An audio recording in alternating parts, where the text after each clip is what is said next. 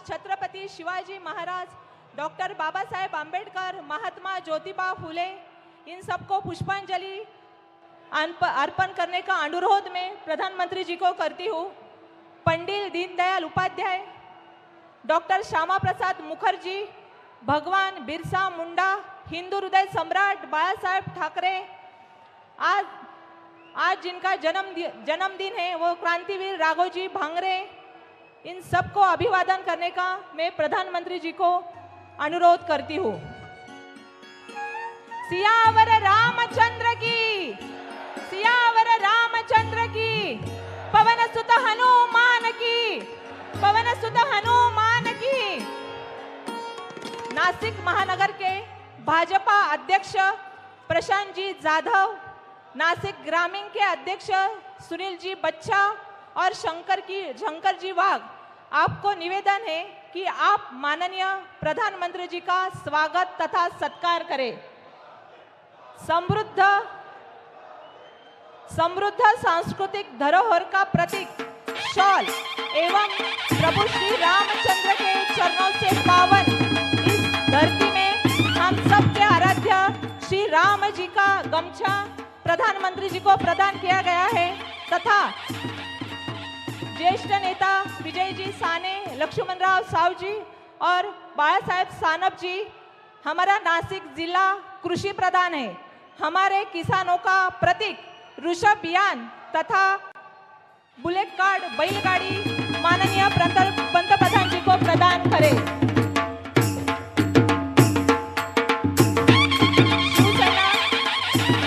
शिवसेना के पदाधिकारी अजय जी गोरस्ते, अब्बा करंजकर और सब जिला के पदाधिकारी, आपसे निवेदन है प्रवीण जी तितमे और बाकी आप सबसे निवेदन है कि आप माननीय पंतप्रधान जी का स्वागत करें।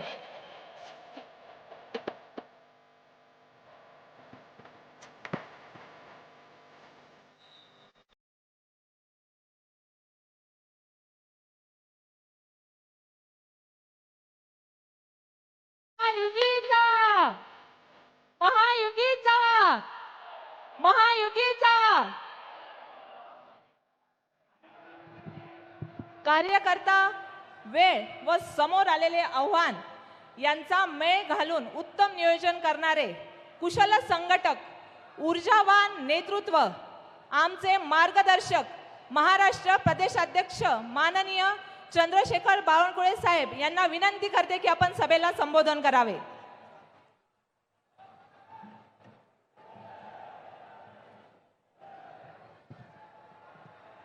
भारत माता की वंदे, छत्रपति शिवाजी महाराज की, महामानव डॉक्टर बाबा साहेब आम्बेडकर की जय भवानी, जय शिवाजी।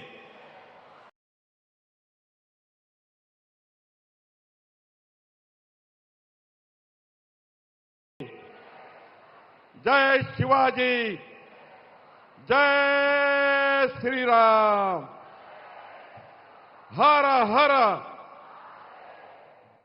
अखिल विश्वाचे सर्वात लोकप्रिय नेते, विश्व गौरव युग पुरुष नरेंद्र मोदीजी आपल्याला भेटायला आलेले आहेत। एकदा जोरात टाळ्या वाजून आपण नाशिककरांनी मोदींचं स्वागत करावं।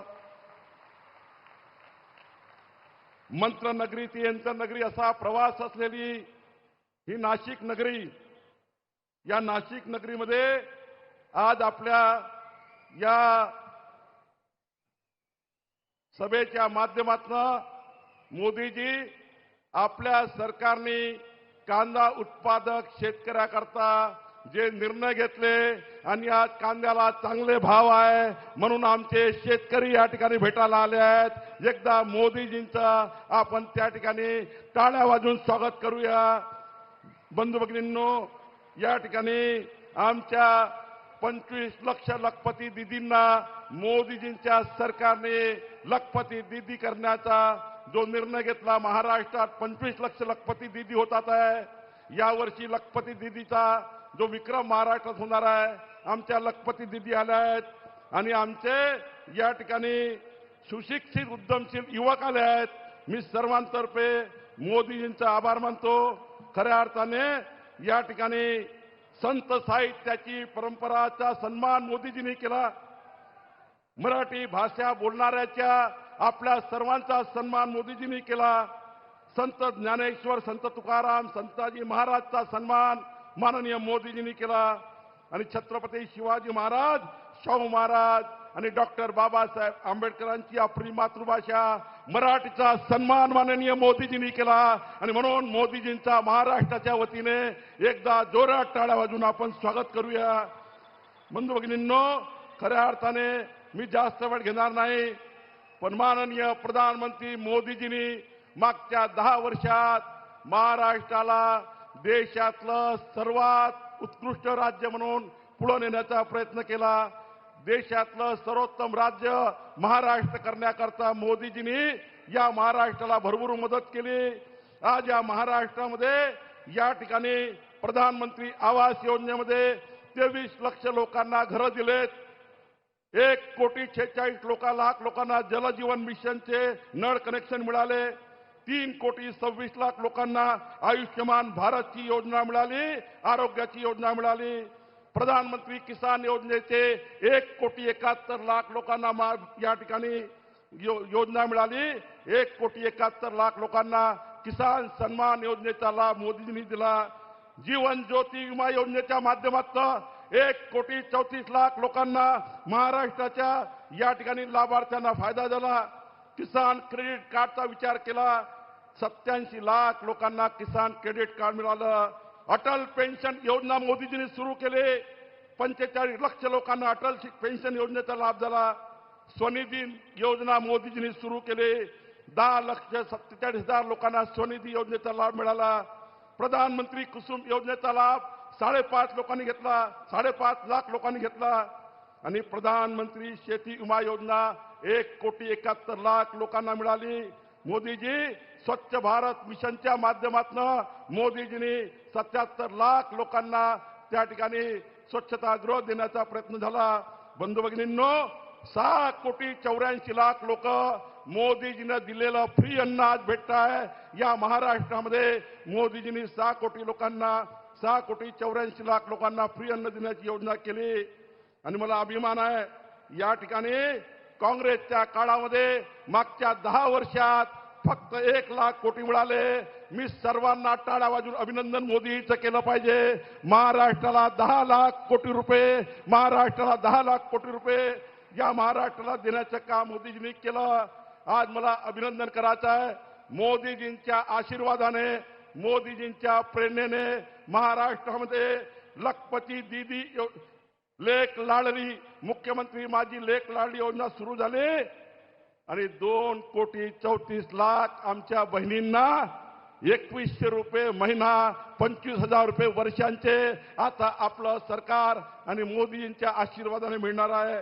बंधू भगिनींनो, 44 लाख शेतकऱ्याचं वीज कनेक्शनचं बिल माफ झालं. या ठिकाणी आमचे देवेंद्र फडणवीसजी, एकनाथ शिंदेजींनी, मोदीजींनी सुचवलं आणि आज बघा 44 लाख शेतकऱ्यांचं बिल शून्य झालं. आणि पुढचे 5 वर्ष 1ही रुपयाचं बिल शेतकऱ्याला येणार नाही. ही योजना या महाराष्ट्राच्या सरकारने केली. बंधू भगिनींनो, या ठिकाणी मला जास्त वेळ घ्यात नाही, पण मोदीजींच्या नेतृत्वामध्ये महायुती आलेली आहे. महायुती सुरू झालेली आहे. महायुतीचं सरकार आलं आहे. आणि आपल्या मोदीजींच्या नेतृत्वातली भाजपाची महायुती ही महाराष्ट्राच्या विकासाची आहे. तर महाविकास आघाडी ही महाराष्ट्राचा विनाश करणारी आहे. भाजपा सोबतची महायुती महाराष्ट्राचा सन्मान करणारी आहे, तर महाविकास आघाडी महाराष्ट्राचा अवमान करणारी आहे. भाजपाची महायुती महाराष्ट्राला सत्याची दिशा देईल, तर महाविकास आघाडी असत्याची चाल देईल. भाजपाची महायुती महाराष्ट्राची प्रगती करेल, तर महाविकास आघाडी महाराष्ट्राची अधोगती करेल. भाजपाची महायुती या ठिकाणी महाराष्ट्राची आशा आहे, तर महाविकास आघाडी महाराष्ट्राची निराशा आहे. बंधू भगिनींनो, भाजपाची महायुती महाराष्ट्राची शांती आहे, तर महाविकास आघाडी अशांती आहे. भाजपाची महायुती महाराष्ट्राला न्याय देणारी आहे, तर महाराष्ट्रातली महाविकास आघाडी महाराष्ट्रावर अन्याय करणारी आहे. भाजपाची महायुती महाराष्ट्राची एकता निर्माण करत आहे, तर महाविकास आघाडी समाजामध्ये फूट पाडत आहे. भाजपाची महायुती महाराष्ट्राचा आदर आहे, तर महाविकास आघाडी महाराष्ट्राचा तिरस्कार आहे. आणि म्हणून बंधू भगिनींनो, आज मोदीजी आपल्याला ऊर्जा देण्याकरता आलेले आहे. या महाराष्ट्रामध्ये मोदीजींच्या नेतृत्वामध्ये डबल इंजिन सरकार येणार आहे आणि महाराष्ट्राला देशाचं सर्वोत्तम राज्य बनवण्याचा निर्णय महाराष्ट्राची जनता करणार आहे. मोदी जी, महाराष्ट्र की जनता आपके साथ है और आप जो भी हमको इस महाराष्ट्र को डबल इंजिन सरकार के माध्यम से जो भी हमको देंगे, हम आपका बहुत बहुत महाराष्ट्र की ओर से आपका बहुत बहुत धन्यवाद व्यक्त करते हुए मेरे दो शब्द समाप्त करता हूं. बहुत बहुत धन्यवाद. नक्कीच साहेब, आमच्या नाशिक जिल्हा आणि नाशिक शहराचे सर्व उमेदवार हे प्रचंड बहुमतांनी निवडून येतीलच असा विश्वास आपण सगळ्यांनी हात वरती करून आदरणीय पंतप्रधान आणि आदरणीय बावनकुळे साहेबांना द्यायचा आहे. आणि आता विकास की गंगा, भारत के घर घर में पहुंचाने वाले आधुनिक युग के प्रधान सेवक, भारत के भाग्य विधाता, जन जन के नायक, माताएं बहनों के आधार, युवाओं के आशा स्थान, ऊर्जादायी करोड़ों लोगों के प्रेरणा स्थान, देश के गौरव, भारत माता के सपूत, विश्व नेता, तेजस्वी, सबसे यशस्वी लोकप्रिय पंतप्रधान जी माननीय श्री नरेंद्र मोदी जी, मैं आपको अनुरोध करती हूँ कि आप अपनी तेजस्वी वाणी से हमको मार्गदर्शन करें. भारत माता की, भारत माता की, भारत माता की जय भवानी, जय भवानी.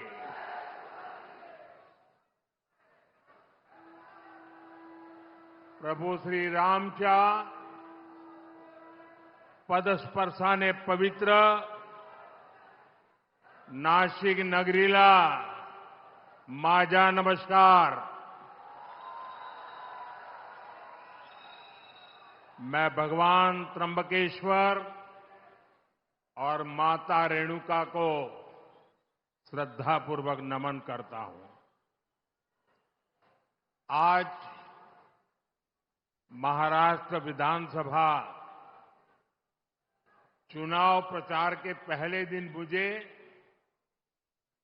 नासिक की पुण्य भूमि पर आने का सौभाग्य मिला है. जब अयोध्या में राम मंदिर की 500 साल की प्रतीक्षा पूरी हुई, जब प्रभु श्री राम एक बार फिर वापस आए, तो अयोध्या में प्राण प्रतिष्ठा से पहले 11 दिनों के मेरे व्रत अनुष्ठान की शुरुआत भी यहीं नासिक से शुरू हुई थी.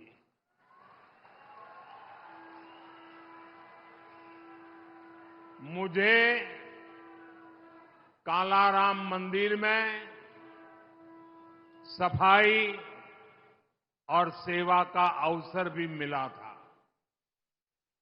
आज एक बार फिर मैं विकसित महाराष्ट्र के लिए, विकसित भारत के लिए नासिक का आशीर्वाद लेने के लिए आया हूं.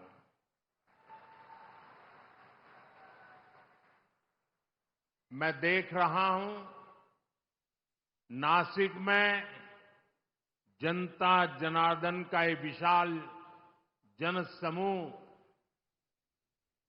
महाराष्ट्र का जन जन कह रहा है, भाजपा महायुती आहे तर गती आहे, महाराष्ट्राची प्रगती आहे. साथियों, आज महाराष्ट्र के प्रख्यात साहित्यकार और कला जगत के मजबूत स्तंभ रहे फूल देशपांडे जी की जन्म जयंती है। मैं उनका पुण्य स्मरण करता हूं, उन्हें अपनी श्रद्धांजलि अर्पित करता हूं। साथियों, आज हमारा महाराष्ट्र विकास कर रहा है। हमारा देश नए रिकॉर्ड बना रहा है, क्योंकि आज देश में गरीबों की चिंता करने वाली सरकार है। जब गरीब आगे बढ़ता है तभी देश आगे बढ़ता है। इतने दशकों तक देश में कांग्रेस और उसके साथियों ने गरीबी हटाओ का नारा दिया, फिर भी गरीब रोटी, कपड़ा, मकान के लिए मोहताज रहा। लेकिन अब केवल 10 वर्षों के भीतर भीतर देश के 25 करोड़ लोग गरीबी से बाहर आए हैं।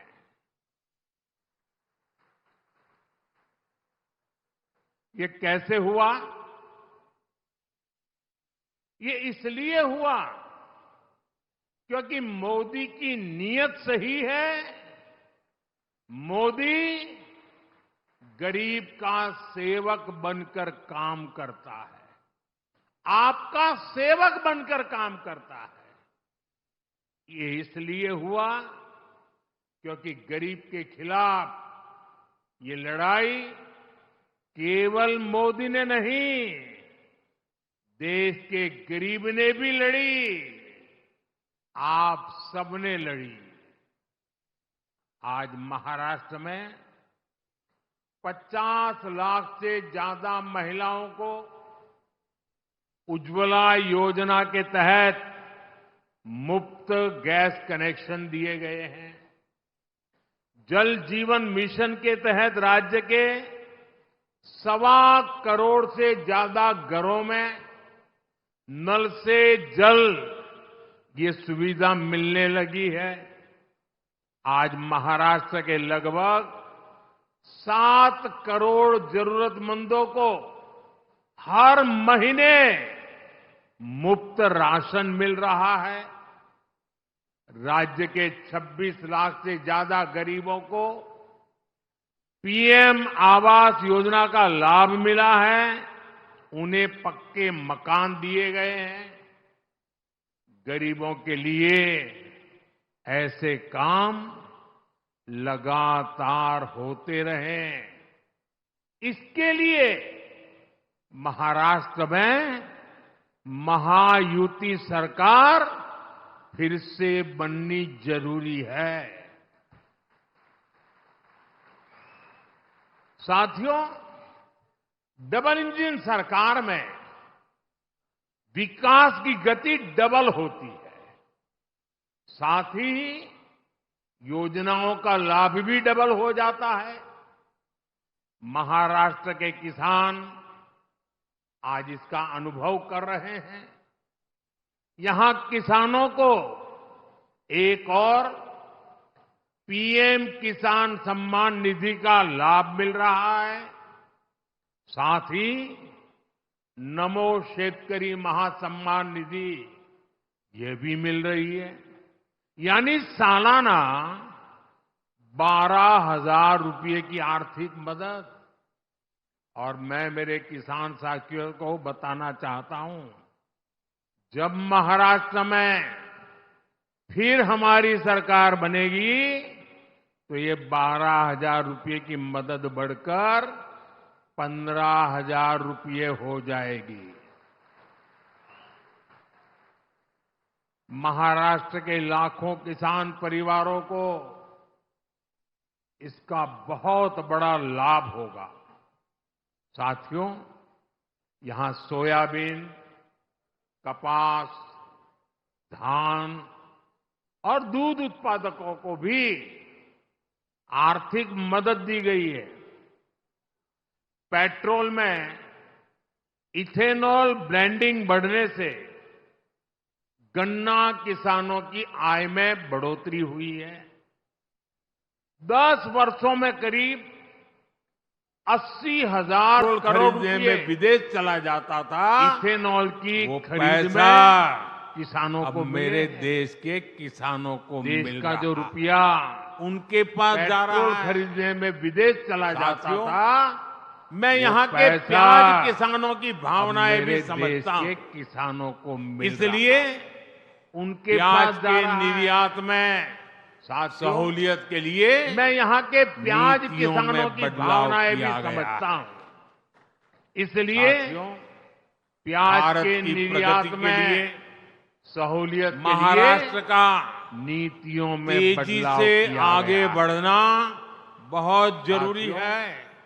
भारत की प्रगति महाराष्ट्र के लिए आगे बढ़ेगा, महाराष्ट्र तभी का भारत विकसित बनेगा। तेजी से आगे बढ़ना बहुत महाराष्ट्र जरूरी किस है। स्पीड से आगे बढ़ सकता है, महाराष्ट्र आगे बढ़ेगा तभी भारत विकसित बनेगा।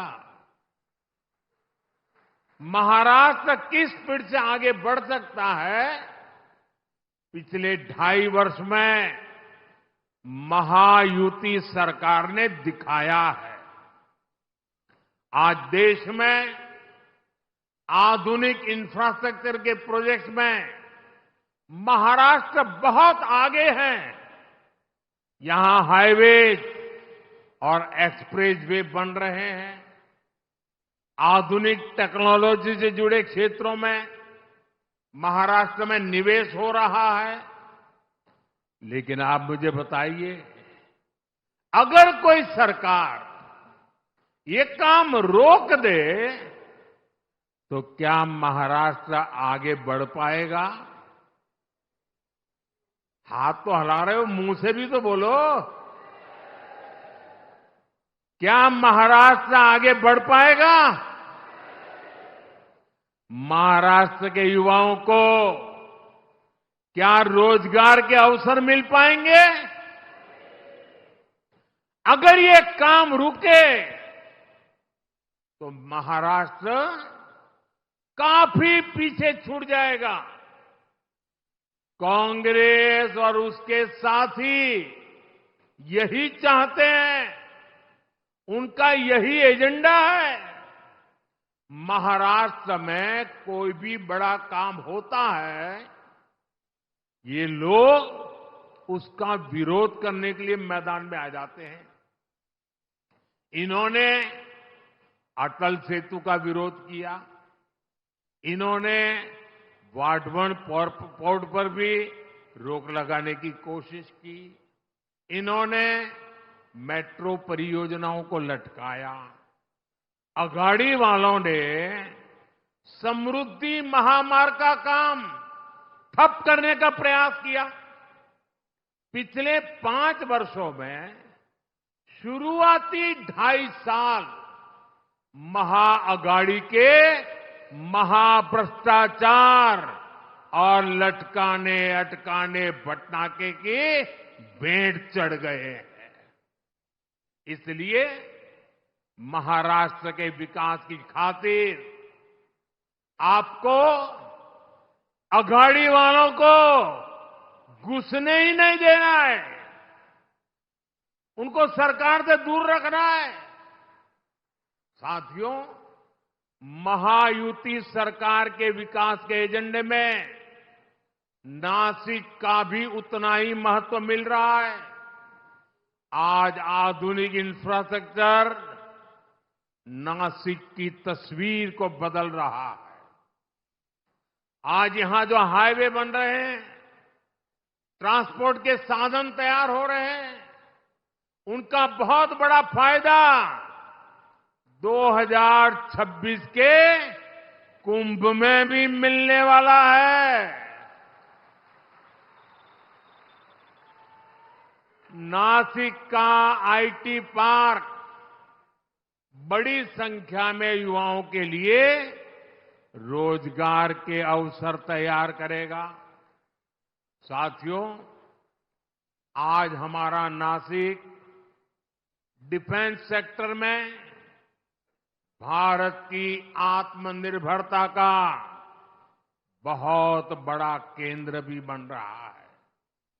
नासिक में लड़ाकू विमान और सुरक्षा उपकरण नासिक में बनाए जा रहे हैं। आज नासिक के हर व्यक्ति को इस बात का गर्व भी है कि उनका ये नासिक, उनका ये शहर सशक्त भारत में इतनी अहम भूमिका निभा रहा है। लेकिन साथियों, दूसरी तरफ एक कांग्रेस और अगाड़ी वाले लोग भी है। ये देश को पीछे करने का, देश को कमजोर करने का कोई मौका नहीं छोड़ते। इन लोगों ने डिफेंस मैन्युफैक्चरिंग में देश को पीछे करने के लिए क्या कुछ नहीं किया। इन्होंने एचएएल को लेकर तरह तरह के झूठ फैलाए, विवाद खड़े करने की कोशिश की। इन्होंने फैक्ट्रियों के बाहर धरना प्रदर्शन करवाए, कर्मचारियों को भड़काने की कोशिश की। लेकिन आज वही एचएएल रिकॉर्ड मुनाफे वाली कंपनी बनकर उभरी है। जब नीतियां स्पष्ट होती हैं, नीयत साफ होती है, तो अच्छे परिणाम भी मेरे नासिक के भाई बहन देख रहे हैं। डिफेंस सेक्टर में आत्मनिर्भर भारत की ताकत बन रही है। साथियों, कांग्रेस और इसके साथियों को न बाबा साहब आंबेडकर के संविधान की परवाह है, न कोर्ट की और न ही देश की भावना की। ये सिर्फ दिखावे के लिए जेब में खाली पन्नों वाले संविधान की किताब लेकर घूमते हैं। कल आपने देखा, उनकी पोल खुल गई। जब संविधान की रक्षा की बात आती है, जब संविधान के सम्मान की बात आती है, ते उल्टा ही काम करते हैं।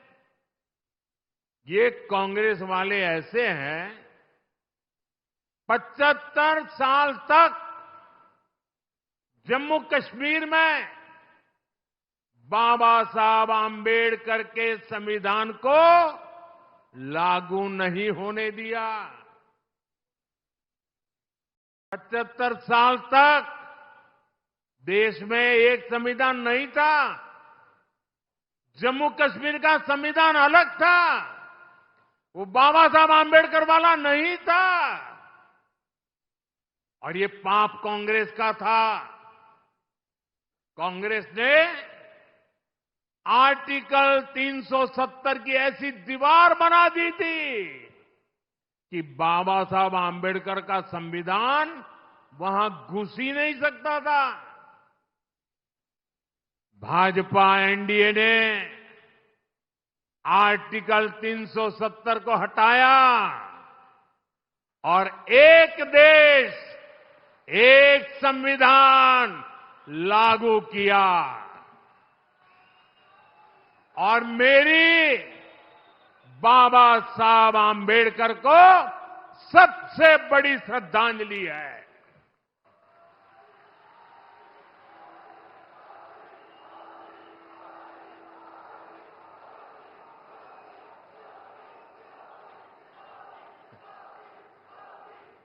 जब भारत का संविधान जम्मू कश्मीर में लागू हुआ, पूरा देश झूम उठा था, नाच उठा था।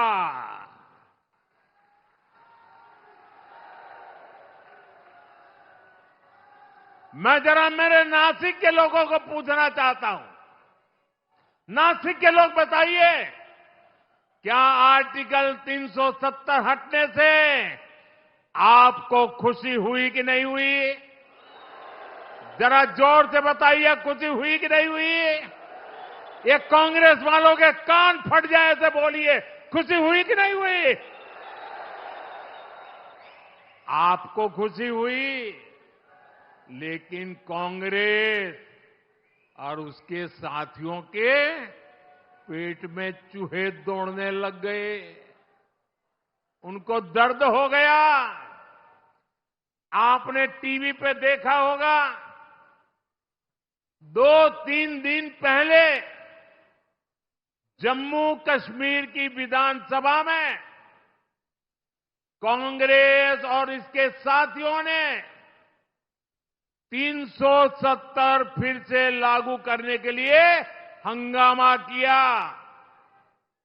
ये लोग फिर चाहते हैं कि जम्मू कश्मीर से बाबा साहब आंबेडकर का संविधान फिर से जम्मू कश्मीर से निकाल दिया जाए, हटा दिया जाए। ये लोग फिर चाहते हैं कि वहां दलितों को, वाल्मीकि समाज को जो आरक्षण 75 साल बाद मिला है, उसे छीन लिया जाए। संविधान के विरुद्ध, दलितों, पिछड़ों, आदिवासियों के विरुद्ध इसी साजिश में जितनी गुनहगार कांग्रेस है, उतने ही अगाड़ी के उनके बाकी साथी दल भी है। साथियों, चुनाव के समय पार्टियां अपने कामकाज का हिसाब देकर जनता के बीच जाती है। बीजेपी और महायुति भी लगातार अपने काम का हिसाब दे रही है, लेकिन बीजेपी का मुकाबला करने के लिए कांग्रेस के पास एक ही तरीका है। कांग्रेस उसके साथियों की झूठ की दुकान, यही दुकान इन दिनों कांग्रेस और उसके चेलों ने महाराष्ट्र में लगाई है। कांग्रेस ने कर्नाटका, तेलंगाना और हिमाचल में भी यही झूठ की दुकान सजाई थी, और वहां क्या हाल हुआ? चुनाव खत्म हुए, दुकान का शटर गिर गया। वादे पूरा करना तो दूर, कांग्रेस शासित राज्यों में हाल ये है कि सरकार चलाने के पैसे इनके पास नहीं है, तनख्वाह देने के पैसे नहीं है। खर्चों के लिए और अपनी जेबें भरने के लिए जनता पर टैक्स बढ़ाया जा रहा है, जनता से वसूली हो रही है। जनता भी इनकी असलियत जान गई है। महाराष्ट्र की जनता भी देख रही है कि एक तरफ महायुति का घोषणा पत्र है, वहीं दूसरी तरफ महाअगाड़ी का घोटाला पत्र है। क्योंकि ये पक्का है, जहां कांग्रेस और उसके साथी होंगे, वहां घोटाला होगा ही होगा। ये लोग ऐसी योजनाओं की घोषणा करते हैं जिसमें से ज्यादा भ्रष्टाचार हो सके। आप महाराष्ट्र में इन लोगों को ये सारा पाप फिर से करने देंगे क्या? करने देंगे क्या? ये धोखेबाजी महाराष्ट्र की जनता के बीच चलेगी क्या? साथियों, पूरे देश ने कांग्रेस की हरकतों के कारण उसे पूरी तरह से खारिज कर दिया है। कांग्रेस अब ऑल इंडिया कांग्रेस नहीं बची। कांग्रेस अब परजीवी कांग्रेस बन चुकी है। ये कांग्रेस पार्टी अब केवल बैसाखियों पर ही जिंदा है। महाराष्ट्र हो, उत्तर प्रदेश हो, बिहार हो, झारखंड हो, ज्यादातर राज्यों में कांग्रेस दूसरी पार्टियों के सहारे ही चुनाव लड़ने की हालत में है। वो अपने पैरों पर खड़ी नहीं रह सकती। इसलिए साथियों, कांग्रेस ने राजनीति में खुद को बचाने के लिए अपना सबसे बड़ा हथियार चला है। ये हथियार है एससी, एसटी, ओबीसी समाज की एकता तोड़ो। एकता तोड़ो और राज छीनो। कांग्रेस के लोग जनजातीय समूह, शेड्यूल ट्राइब, हमारे आदिवासी, एसटी को बांटना चाहते हैं। कांग्रेस के लोग हमारे दलित भाई बहन एससी को बांटना चाहते हैं। कांग्रेस के लोग ओबीसी को बांटना चाहते हैं। साथियों, कांग्रेस के रहते ओबीसी कभी इतना एकजुट नहीं हो पाया। ओबीसी को आरक्षण भी तभी मिला जब कांग्रेस सरकार हटी। नेहरू जी के समय में कांग्रेस ने ओबीसी को अलग अलग जातियों में बांट करके रखा। फिर इंदिरा गांधी जी का भी वही रवैया था। बाद में राजीव गांधी जी आए। इन लोगों ने कभी ओबीसी को एकजुट नहीं होने दिया। और 90 के दशक में जैसे ही ओबीसी एकजुट हुआ, ओबीसी एक ताकत बना, ओबीसी अपने हकों के लिए जागरूक बना, ओबीसी देश की भलाई के लिए कुछ करने के लिए आगे आया। और इसका पहला नतीजा क्या आया?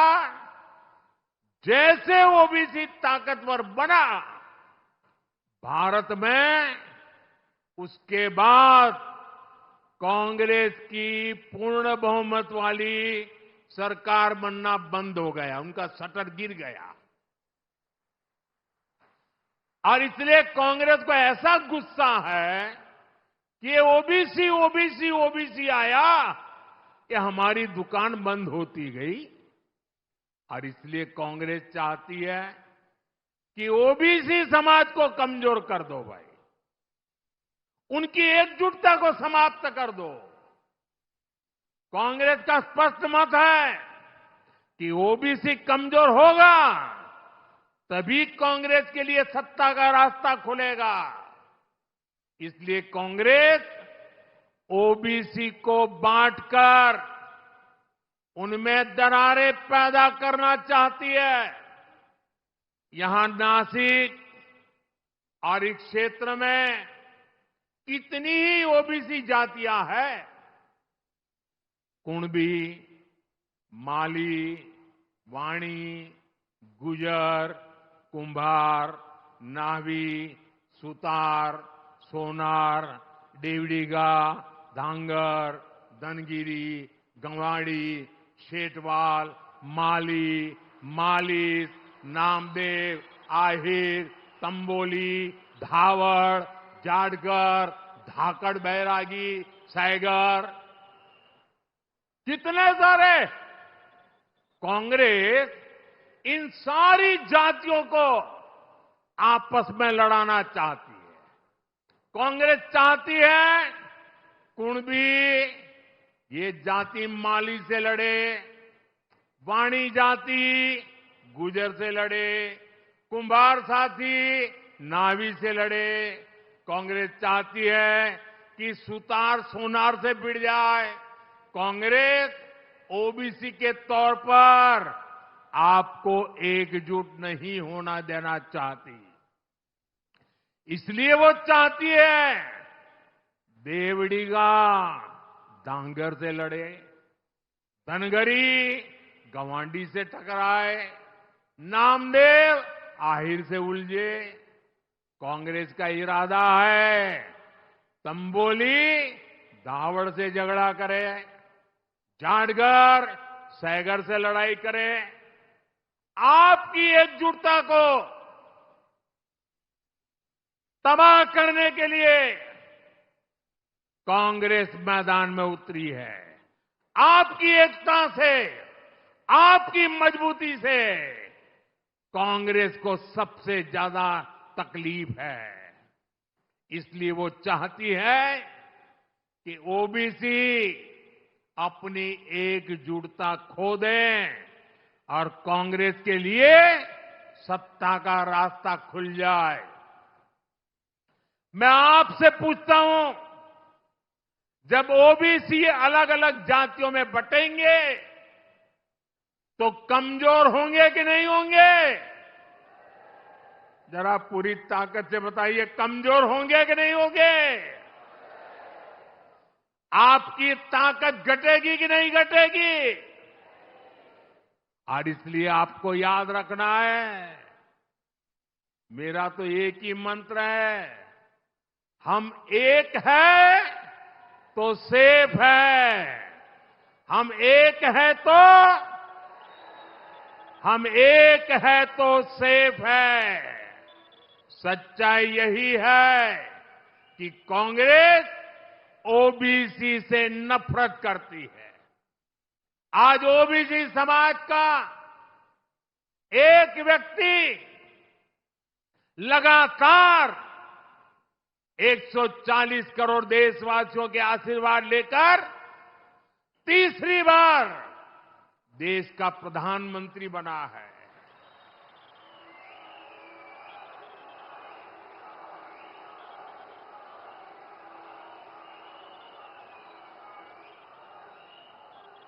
कांग्रेस को हजम नहीं हो रहा है ओबीसी, वो भी इतनी छोटी जाति का, वो कैसे प्रधानमंत्री बन गया और 60 साल के बाद तीसरी बार बनने वाला बन गया।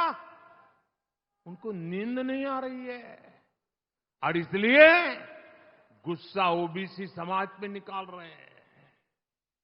साथियों, यहां हमें आशीर्वाद देने के लिए इतनी बड़ी संख्या में माताएं, बहनें, बेटियां आई है। आपको याद रखना है कि महाआघाड़ी वाले महाराष्ट्र की महिलाओं के सबसे बड़े दुश्मन है।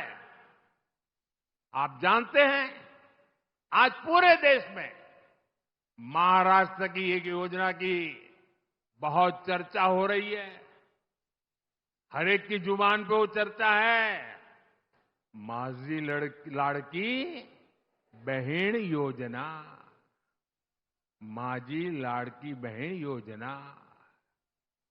हमारी बहन बेटियों को इस योजना का लाभ हो रहा है, लेकिन ये जो कांग्रेस और आघाड़ी वाले हैं, इन्हें इस योजना के लिए बहुत तकलीफ हो रही है। इस योजना को बंद कराने के लिए ये लोग कोर्ट तक चले गए हैं।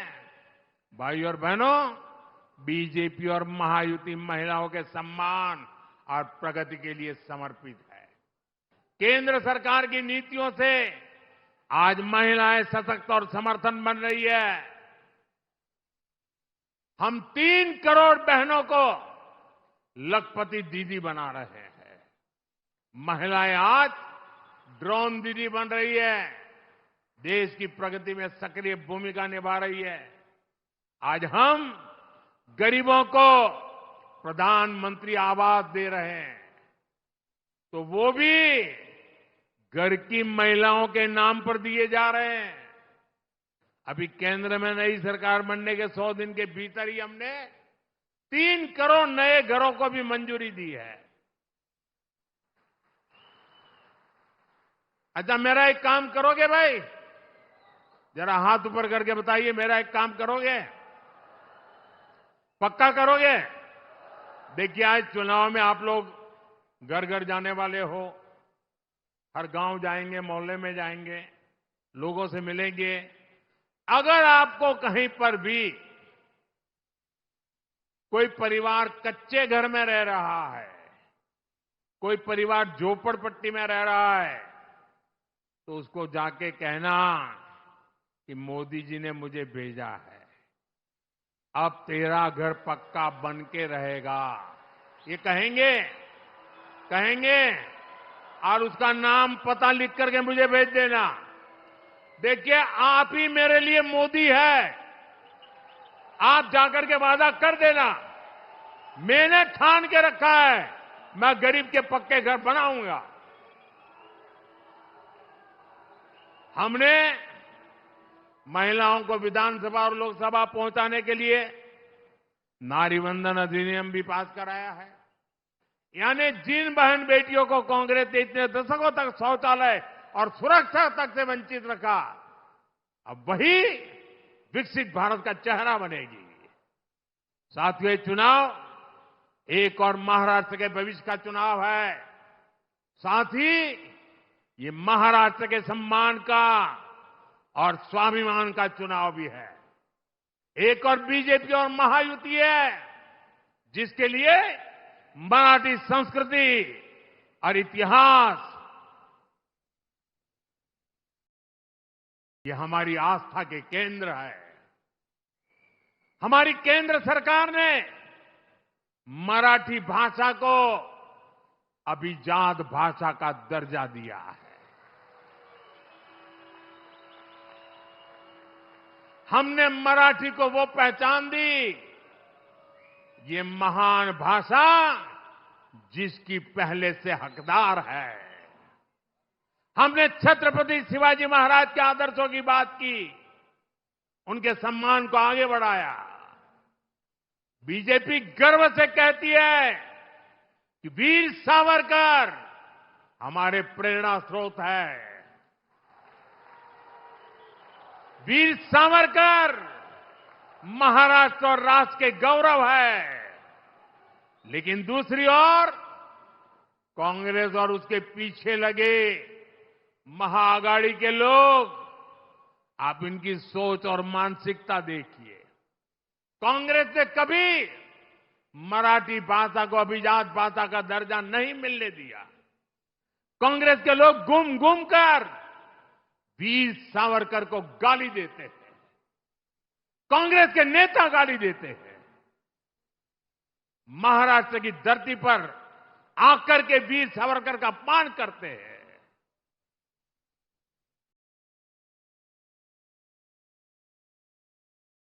और मैंने सुना है कि महाराष्ट्र के आघाड़ी के कुछ नेताओं ने कांग्रेस के युवराज को बिठाया, उसको कहा, भाई महाराष्ट्र में चुनाव जीतना है, तुम वीर सावरकर को अभी गाली देना कुछ दिन बंद करो। उसके मुंह पे ताला लगाया, गाली बोलना बंद करो। और ये देखिए आघाड़ी वाले, सबसे बड़ा दुर्भाग्य ये है कि सावरकर की विरासत का दम भरने वाले आज आघाड़ी में कांग्रेस के साथ खड़े हो गए हैं। मैं कांग्रेस के महाआघाड़ी वाले साथियों को चुनौती देता हूं। ये चुनौती मेरी महाआघाड़ी वालों को है। ये पार्टियां कांग्रेस के युवराज के मुंह से, कांग्रेस के नेताओं से वीर सावरकर के तप, त्याग बलिदान के कम से कम 15 मिनट रोज अपने भाषण में प्रशंसा करके जरा दिखा दे। एक युवराज कभी भी वीर सावरकर की प्रशंसा करने की हिम्मत नहीं करेगा। वीर सावरकर की काले पानी के दिन, काल कोठी में बताए उनका वो कठिनतम समय और देश की आजादी के लिए लिया हुआ प्राण। कांग्रेस सब कुछ खारिज करती है। महाआघाड़ी वाले दल कांग्रेस से वीर सावरकर के काले पानी वाले दिनों की जरा प्रशंसा करके दिखाए। आजादी की लड़ाई में वीर सावरकर ने कितने ही क्रांतिकारियों को प्रेरणा दी। महाआघाड़ी वाले दल कांग्रेस से ऐसे प्रेरणादायी वीर सावरकर की तारीफ करवाकर जरा दिखाए। साथियों, देश और महाराष्ट्र की राजनीति में बाला साहब ठाकरे का योगदान अतुलनीय है। लेकिन कांग्रेस के नेताओं के मुंह से बाला साहब की प्रशंसा भी उसके लिए एक शब्द नहीं निकलता है। मैं अघाड़ी में कांग्रेस के दोस्तों को यह भी चुनौती देता हूं, वो कांग्रेस के नेताओं से, युवराज के मुंह से बाला साहब ठाकरे की, उनकी विचारधारा की सार्वजनिक रूप से प्रशंसा करके दिखाएं।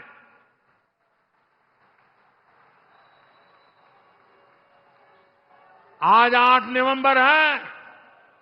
मैं दिन गिनूंगा और महाआघाड़ी वालों से जवाब का इंतजार करूंगा कि वो सावरकर जी की प्रशंसा करते हैं कि नहीं करते हैं, बाला साहब की ठाकरे के तप की प्रशंसा करते हैं कि नहीं करते।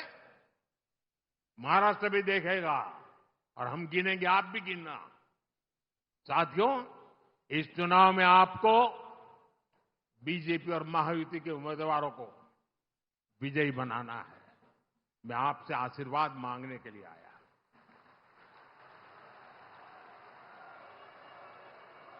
मैं आपको विश्वास दिलाता हूं, महाराष्ट्र में आने वाली सरकार बड़े फैसलों के लिए काम करेगी। आप प्रभु श्री राम की तपोभूमि नासिक से हमारे चुनाव अभियान की शुरुआत श्री प्रभु श्री राम के आशीर्वाद से जरूर सफल होगी।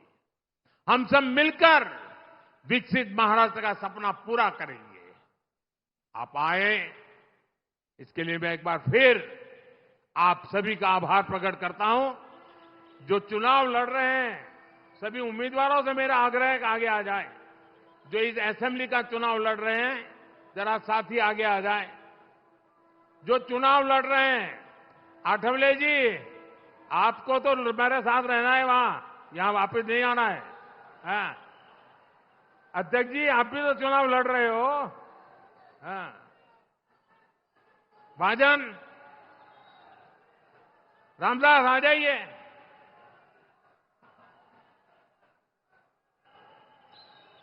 मेरे साथ बोलिए, भारत माता की, भारत माता की। बहुत बहुत धन्यवाद।